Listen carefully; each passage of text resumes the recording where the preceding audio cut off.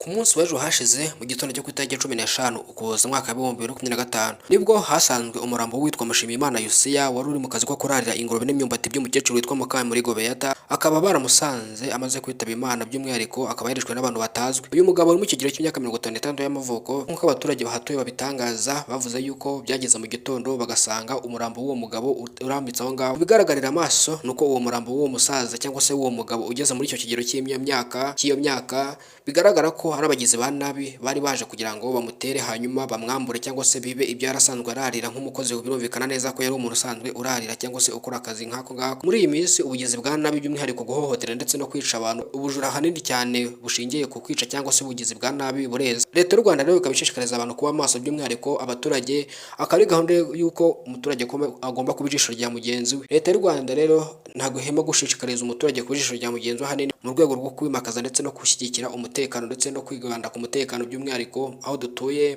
ndetse bikaba biri mu bintu bigomba gutuma tugira umutekano bwacu ndetse n'ibintu byacu turinda umunsi ku munsi. Umuryango mugari wa Taifa Rwanda urihanganisha uyu muryango wa Mushimiyimana Yusia witabye Imana, ndetse na Mushimiyimana Yusia turamwifuriza iruhuko ridashira. Komeza ubane natwe kuri Taifa Rwanda ukurikirane amakuru yacu, nawe njyewe nitwa Elize Taifa. Imana ibarinde.